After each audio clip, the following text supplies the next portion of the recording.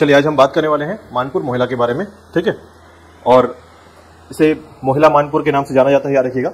जिला जो है वो कहलाता है मोहला मानपुर, ठीक है।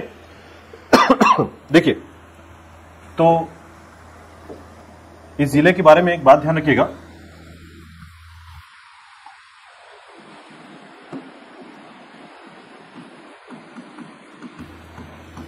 इस जिले को मोहला मानपुर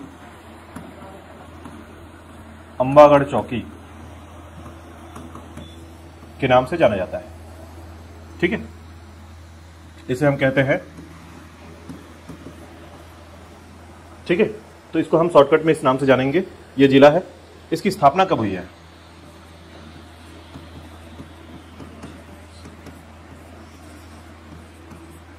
ठीक है, 2 सितंबर 2022 से, याद रखिएगा।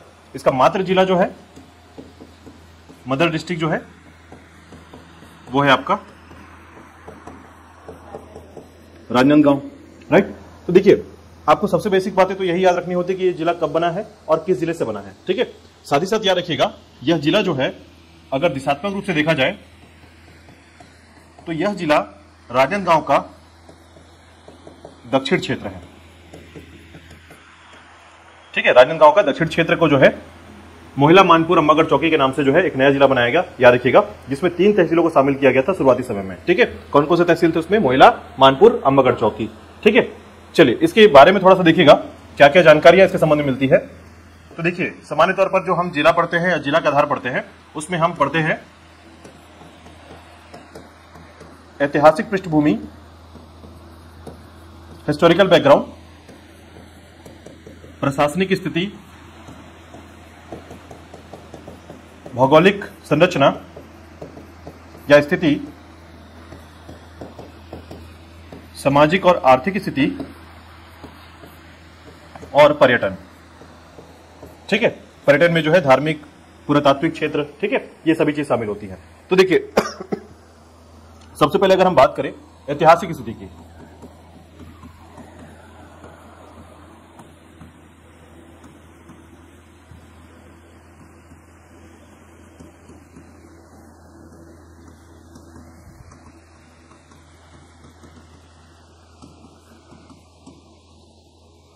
हिस्टोरिकल बैकग्राउंड की जब बात करते हैं, याद रखिएगा, खासकर मानपुर मोहला की, ठीक है। तो इसके संबंध में एक बात आती है, याद रखिएगा, कि मानपुर मोहला क्षेत्र जो है, या पहले तो ये नाम याद रखिएगा, मोहला मानपुर अंबागढ़ चौकी, ठीक है। ये जो समय है, ऐसा कहा जाता है कि एक समय था जब ये हिस्सा जो है मोहला मानपुर अंबागढ़ चौकी जो है, ये किसके अंतर्गत आता था? तो याद रखिएगा, इसे कहते हैं चंद्रपुर के अंतर्गत, चंद्रपुर क्षेत्र के अंतर्गत शामिल होने वाला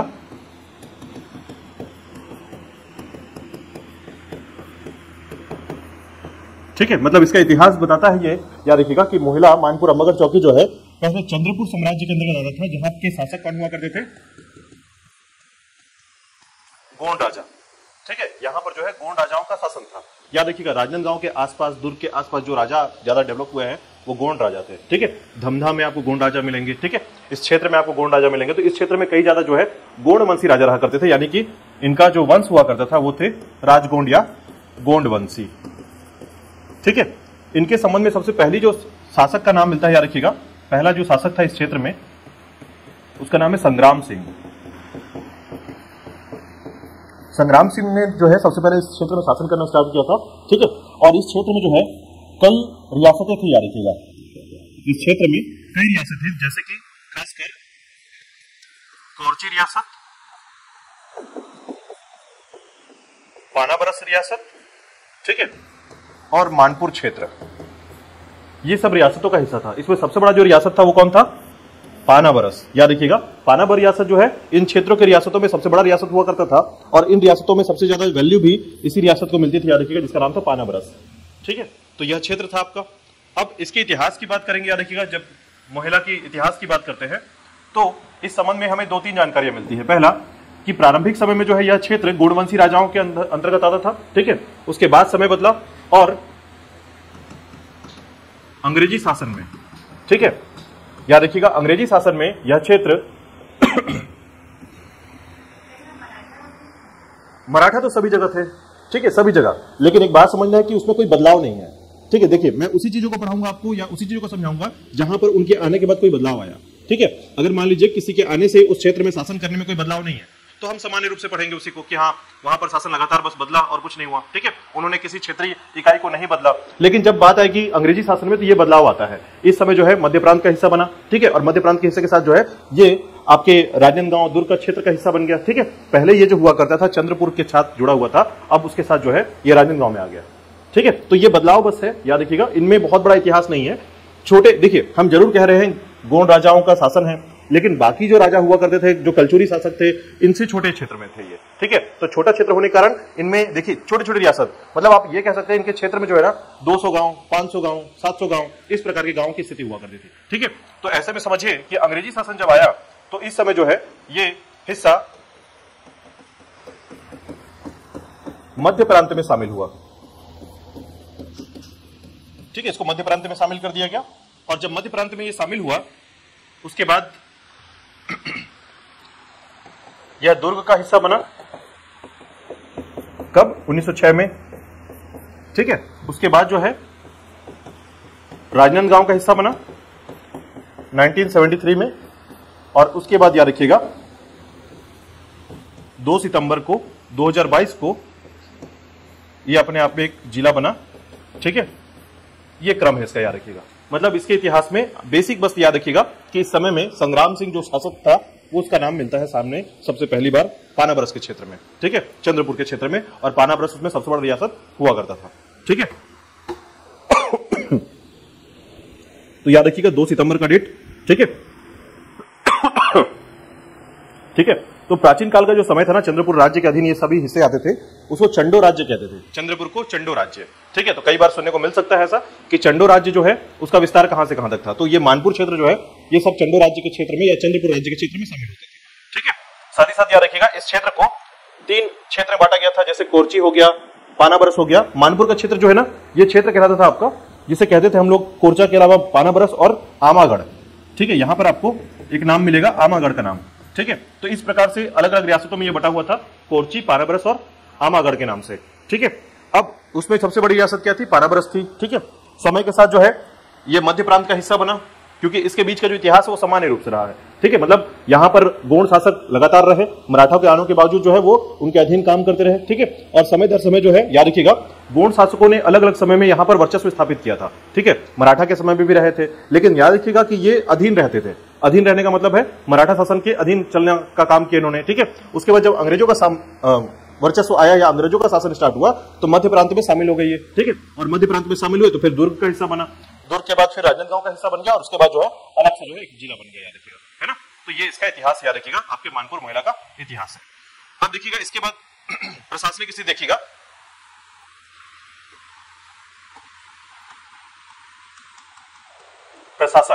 प्रशासन में सामान्य तौर पर एक बात ध्यान रखिएगा, क्योंकि यहाँ का जनसंख्या मतलब डेटा अभी तक अवेलेबल नहीं है, तो इसके अंतर्गत हम सिर्फ 3-4 बातों पर डिस्कस करेंगे मुख्य तौर पर, ठीक है। तो इसके अंतर्गत याद रखिएगा सिर्फ हम लोग बात करेंगे इस क्षेत्र में कौन सा सीमावर्ती जिले कितने हैं, ठीक है। साथ ही साथ हम बात करेंगे तहसील कितने हैं, जैसे तहसीलों की संख्या यहाँ पर 5 है ना। तो हम देखेंगे बस कि प्रशासन के अंतर्गत कौन कौन सी इकाइयां हैं यहाँ पर, ठीक है। देखिएगा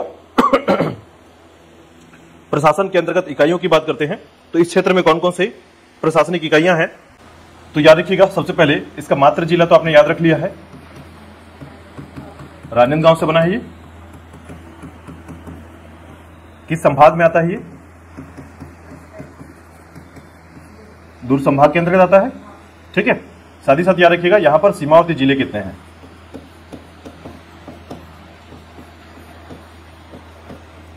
सीमावर्ती जिले, ठीक है। तो देखिएगा सीमावर्ती जिले याद रखिएगा आपका कुछ इस प्रकार से जो है ये जिला है, याद रखिएगा, ठीक है। अब देखिए इसके दक्षिण क्षेत्र में अगर आप देखेंगे तो ये जो क्षेत्र है आपका कांकेर का है, ठीक है। निचला हिस्सा जो है कांकेर से बना है, यानी कांकेर है इसके नीचे में। ऊपर की तरफ जाएंगे तो ये है आपका राजनांदगांव का हिस्सा, ठीक है। इस तरफ देखिएगा ये वाला हिस्सा किससे जुड़ा हुआ है, तो राजनांदगांव के सामने जो है आपका दुर्ग वाला क्षेत्र है, ठीक है। तो ये वाला हिस्सा है आपका बालोद का, दुर्ग के नीचे का हिस्सा बालोद, ठीक है। तो ये हिस्सा जो है इस प्रकार से जुड़ा हुआ है राजनांदगांव, बालोद और कांकेर से, याद रखिएगा। तो 3 क्षेत्र इसके अंतर्गत शामिल होते हैं, ठीक है। अब इस तरफ जाएंगे तो कौन सा राज्य है आपका? महाराष्ट्र है। हमने देखा था राजनांदगांव के यहां से हिस्से से जो है आपका महाराष्ट्र स्टार्ट हो जाता है ना। तो महाराष्ट्र राज्य है, याद रखिएगा। तो 3 जिले और एक सीमावर्ती राज्य है।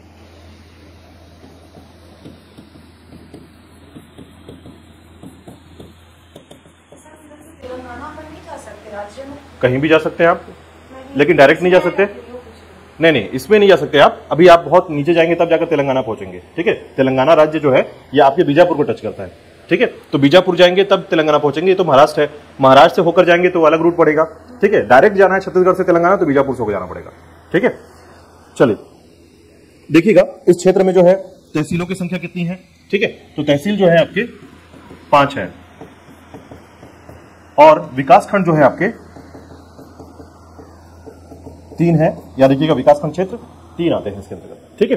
साथ ही साथ याद रखिएगा इसके लोकसभा क्षेत्र, ठीक है, और विधानसभा क्षेत्र। तो याद रखिएगा इसके विधानसभा क्षेत्र जो है 1 है, ठीक है, जो कि आपका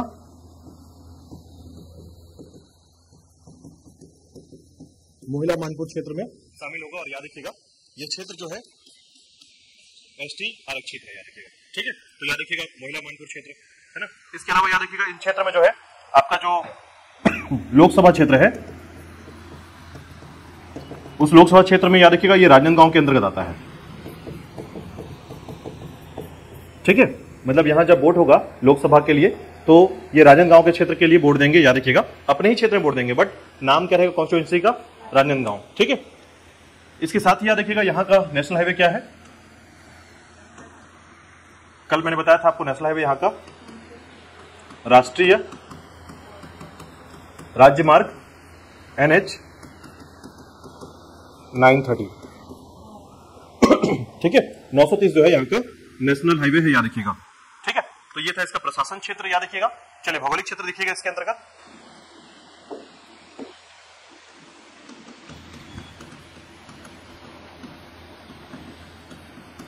भौगोलिक स्थिति के अंतर्गत याद रखिएगा यह जो क्षेत्र है इसकी भौतिक जो संरचना है, ध्यान रखिएगा, ये जो है दंडकारण्य के पठार के अंतर्गत आता है, ठीक है। इसकी भौतिक संरचना कैसी है? दंडकारण्य के पठार जैसी है। ये होता तो मानपुर के क्षेत्र में है, ठीक है, यानी कि महानदी के क्षेत्र में है, लेकिन इसकी भौतिक संरचना कैसी है? दंडकारण्य, बस्तर के जैसा, ठीक है। याद रखिएगा यहां पर कौन सी चट्टानें पाई जाएंगी? तो चट्टान में यहां पर धारवाड़ मिलेगा, ठीक है। खनिज जो है मिनरल्स, तो याद रखिएगा यहां पर जो है आयरन और लोहा और यूरेनियम, ठीक है। याद रखिएगा ये 2 चीजें सबसे इंपॉर्टेंट मिलती है यहां पर, एक लोहा मिलता है, दूसरा यूरेनियम मिलता है, ठीक है। हमारे यहां जो है ना आपको 2 ही जगह पर यूरेनियम ज्यादातर मिलेगा, एक सूरजपुर क्षेत्र में, ठीक है, जजावल क्षेत्र है जहां पर 150, ठीक है, मतलब 1500 केजी के आसपास जो है यूरेनियम की जानकारी मिली है, ठीक है। दूसरा आपका ये क्षेत्र आता है, ठीक है, इसको बोलते हैं बोरिया टिब्बू, ठीक है। जगह का नाम क्या है? बोरिया टिब्बू, ठीक है। तो देखिए यूरेनियम का क्षेत्र जो है आपका ये इसका क्षेत्र है बोरिया टिब्बू, बोरिया टिब्बू, ठीक है। और ये है आपका भंडारी टोला, भंडारी टोला, ठीक है। ये 2 जगह पर मिलता है, याद रखिएगा, एक भंडारी टोला में और फिर लोएस्ट मिलता है आपके बोरिया टिब्बू में, ठीक है। तो आपके मानपुर मोहिला में जो है ये 2 खनिज का क्षेत्र है, याद रखिएगा, ठीक है। साथ ही साथ याद रखिएगा यहां पर मिट्टी कौन सी पाई जाएगी? तो मिट्टी सामान्य है, याद रखिएगा, यहां पर लाल रेतीली मिट्टी, ठीक है, लाल रेतीली मिट्टी या बलुई मिट्टी मिलती है यहां पर, याद रखिएगा, ठीक है। फसल कैसा होगा? तो मुख्य रूप से याद रखिएगा यहां का जो फसल होगा मोटे अनाज, ठीक है। मुख्य रूप से जहां पर लाल रेतीली मिट्टी मिलती है वहां पर मोटे अनाज होते हैं, याद रखिएगा, ठीक है। इन क्षेत्रों में नदी कौन सी है? यहां पर कोदो, कुटकी, मक्का, बाजरा, ठीक है, ये सब मोटे अनाज में आते हैं, ठीक है। शिवनाथ, यहां की मुख्य नदी है आपकी शिवनाथ नदी और इस पर एक बांध है, याद रखिएगा, मोगरा बैराज, ठीक है। तो इतना याद रखिएगा भौगोलिक स्थिति के अनुसार इस क्षेत्र के लिए, ठीक है।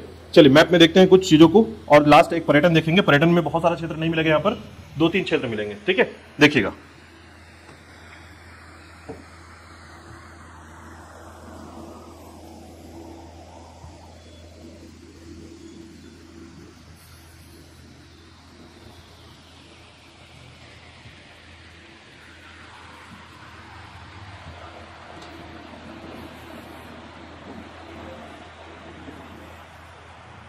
ठीक है, ये कुछ इस तरीके का आकृति का बनता है आपका मोहला, मानपुर, अंबागढ़ चौकी, याद रखिएगा। ठीक है, तो सबसे पहले देखिएगा इसके आसपास के जिले या आसपास के बारे में, तो याद रखिएगा इस तरफ है आपका महाराष्ट्र, ये है आपका कांकेर क्षेत्र, और ये आपका बालोद, और ये हिस्सा है राजनांदगांव क्षेत्र का। ठीक है देखिए अब इसके मैप में देखिएगा, पहले मैं तहसील बता रहा हूं आपको कौन कौन सी तहसीलें हैं यहां पर, लेकिन इससे पहले आपको याद रखना होगा कि इस क्षेत्र में आपका जो एक तरीके से हेडक्वार्टर कौन सा है। ठीक है, मुख्यालय जो है इस क्षेत्र में कौन सा है। ठीक है तो देखिएगा ये आपका मोहिला क्षेत्र, यहां पर है आपका मानपुर क्षेत्र। ठीक है, तो अगर आप ध्यान देंगे तो यहां से जो एक सड़क जाती है, याद रखिएगा, ठीक है, इस तरफ से होते हुए ये आपका बालोद से निकलता हुआ बाहर चला जाता है, और ये क्षेत्र कौन सा है, तो याद रखिएगा यही आपका NH 930 कहां तक जाएगा, धमतरी तक। याद रखिएगा धमतरी के क्षेत्र में कोरुत तक जाता है ये रास्ता। ठीक है, वहां तक जाता है, तो याद रखिएगा 930 जो है एक अकेला ऐसा रास्ता मिलेगा जो अलग है बाकी नामों से सबसे। ठीक है, सभी नाम से ना जितने भी आप नाम देखेंगे उसमें सबसे ज्यादा अलग नाम इसका 930 वाला ही मिलेगा, इसके अलावा बाकी सब 130, ठीक है, 63 है ना, इस प्रकार कॉमन नाम मिलेगा जो एक दूसरे से रिलेवेंट कर ही जाएगा, ये किसी से रिलेवेंट नहीं करता, याद रखिएगा। ठीक है तो देखिएगा इसके अंतर्गत कौन कौन से क्षेत्र आते हैं, तो सबसे पहले याद रखिएगा अगर तहसीलों की बात की जाए तो तहसील 5 है, जिसमें अंबागढ़ चौकी तहसील। ठीक है, तो इस रूट में आप देखेंगे तो ये मानपुर हो गया, मोहिला हो गया, ये क्षेत्र है आपका अंबागढ़ चौकी का।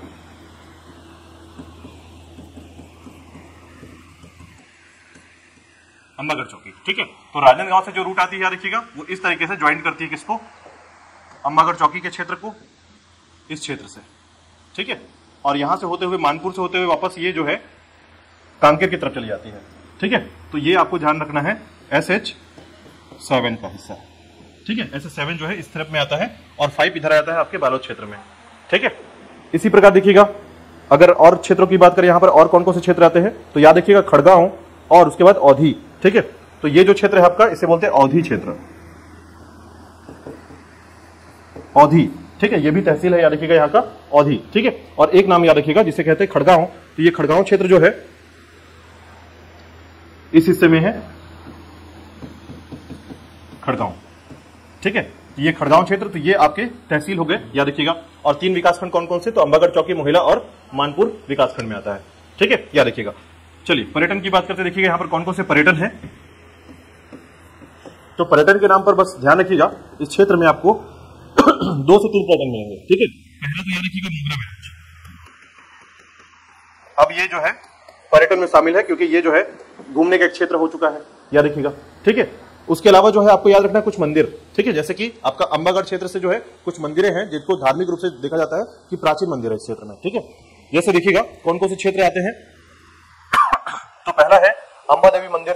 ठीक है, अंबागढ़ चौकी में अंबा देवी मंदिर, अंबागढ़ चौकी से तो नाम याद करिएगा उसी नाम से है। ठीक है, उसी प्रकार जो है अंबागढ़ चौकी में याद रखिएगा आपका महिषासुर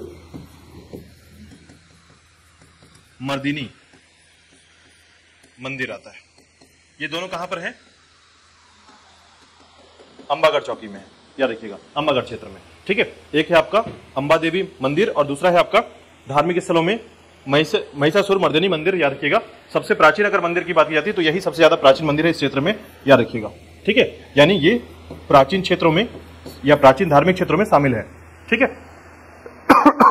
अब देखिएगा इस क्षेत्र में जो है आपको नदी थोड़ा सा याद रखना है और बाघ नदी को याद रखना है। ठीक है, देखिए शिवनाथ नदी का जो क्षेत्र है उसको ध्यान रखिएगा, ये है आपका गढ़चिरौली, इसको बोलते हैं गढ़चिरौली, महाराष्ट्र में आता है, याद रखिएगा गढ़चिरौली। ठीक है, तो यहीं से एक नदी निकलती है और इस तरीके से बहते हुए आपकी राजनांदगांव में चली जाती है। ठीक है, याद रखिएगा छत्तीसगढ़ में बहने वाली सबसे लंबी नदी है, याद रखिएगा शिवनाथ नदी। ठीक है, तो शिवनाथ नदी का क्षेत्र हो गया आपका। इसके अलावा देखिएगा यहां पर जो है एक पहाड़ है जिसे बोलते हैं कुलझारी पहाड़, नाम याद रखिएगा, कुलझारी कहते हैं, कुछ लोग फुलझारी कहते हैं, कुलझारी या फुलझारी। ठीक है, तो आप नाम याद रखिए कुलझारी।